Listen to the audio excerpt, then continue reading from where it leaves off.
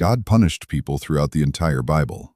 Plagues, exile, famine, war, these happened again and again. But there are 5 punishments that are different.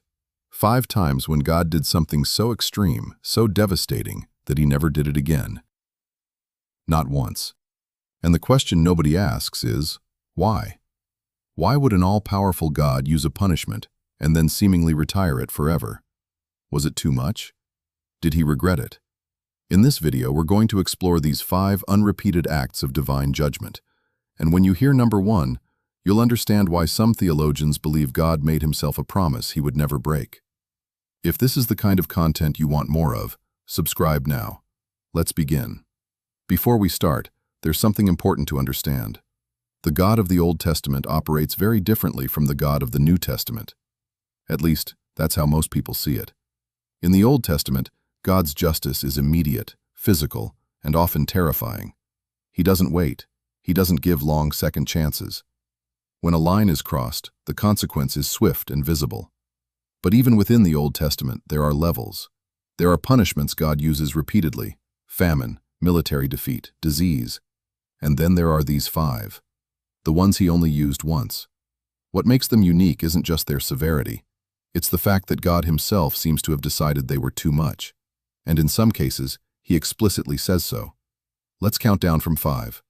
Number 5. Turning a human being into a pillar of salt.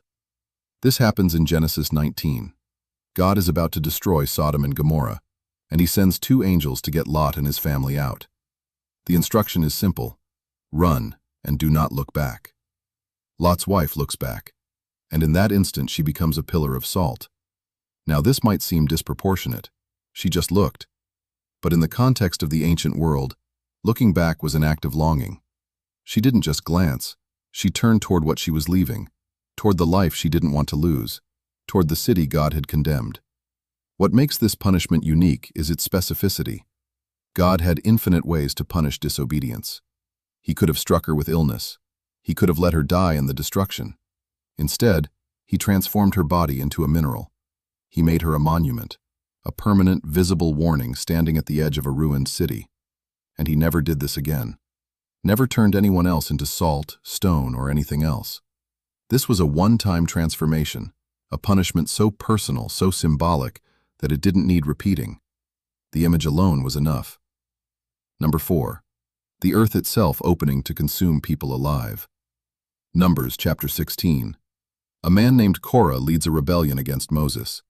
He and 250 leaders challenge Moses' authority, and by extension, God's chosen order. God's response is terrifying. Moses says, "If the Lord creates something new, and the ground opens its mouth and swallows them with all that belongs to them, and they go down alive into Sheol, then you will know that these men have despised the Lord." And that's exactly what happens. The earth splits open beneath Korah, his family, and his followers. They fall into the ground alive, screaming, and the earth closes over them. This isn't an earthquake. The text is very specific. This is targeted. The ground opens only under certain tents. The rest of the camp is untouched. God used the earth itself as a weapon. He turned the ground people stood on into a mouth that consumed them. And after this, he never did it again. No other rebellion, no matter how severe, was punished by the earth swallowing people alive. Why? Perhaps because the message was clear enough. Perhaps because seeing your neighbors fall into the ground screaming was a lesson no one would ever forget. Those first 2 were disturbing, but the next 3 escalate dramatically. Number 3 involves something God did to the entire planet. And number 1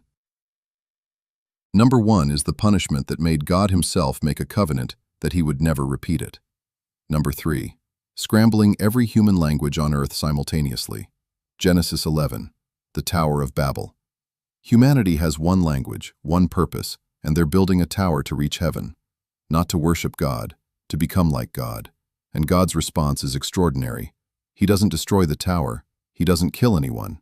Instead, he does something far more devastating. He changes how people think. Overnight, people who had worked side by side for years can no longer understand each other.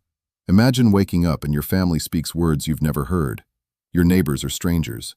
Every relationship, every agreement, every shared memory becomes inaccessible. God didn't attack their bodies. He attacked their ability to connect. He made every human being fundamentally alone in a crowd. This is arguably the most psychologically devastating punishment in the entire Bible, and he never did it again. Despite humanity building far worse things than towers, weapons, idols, systems of oppression, God never again scrambled human communication. Some theologians believe this is because the punishment was too effective. It didn't just stop the tower, it fractured humanity permanently. We are still living with the consequences of Babel. Every war caused by misunderstanding, every cultural conflict, every failure of diplomacy, all echoes of this single unrepeated act. Number 2. Raining literal fire and sulfur from the sky to obliterate entire cities. Genesis 19 again, Sodom and Gomorrah. God sends fire and brimstone from heaven and completely destroys not just these two cities, but the entire plain, the land, the vegetation, every living thing. Archaeological evidence suggests something catastrophic did happen in the region near the Dead Sea around the time period these events describe. The soil composition in the area shows signs of extreme heat exposure. But what makes this theologically significant is that God eliminated entire populations, men, women, children, animals, in a rain of fire. This wasn't a battle. This wasn't a plague that gave people time to repent. This was total, instantaneous annihilation from above.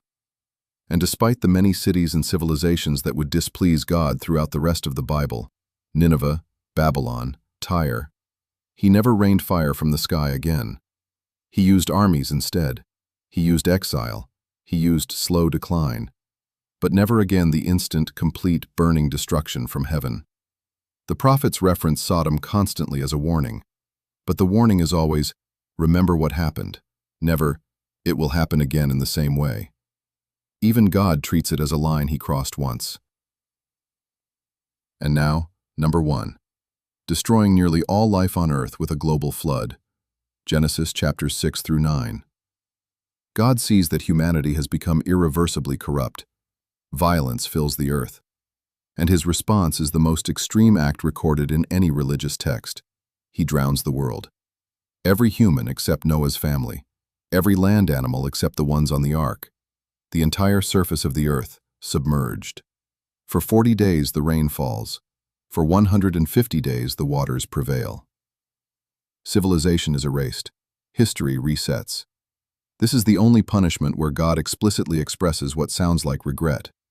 Genesis chapter 6 verse 6 says, "The Lord regretted that he had made human beings on the earth, and his heart was deeply troubled." And after the flood, God does something he does nowhere else in the Bible. He makes an unconditional promise never to do it again. Genesis chapter 9 verse 11. Never again will all life be destroyed by the waters of a flood. Never again will there be a flood to destroy the earth.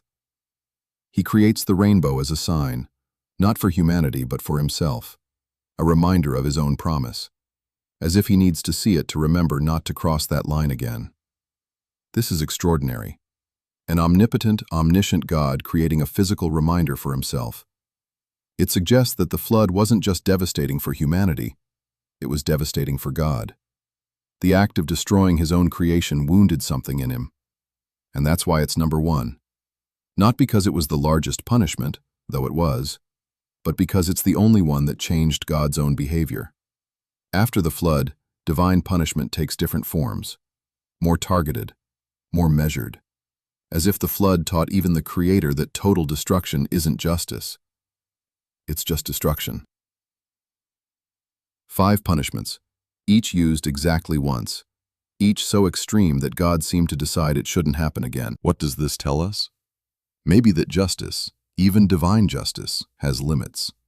Maybe that power without restraint, even God's power, leads to outcomes that even the powerful find unbearable. Or maybe it tells us something simpler, that the Bible isn't a story of an unchanging God.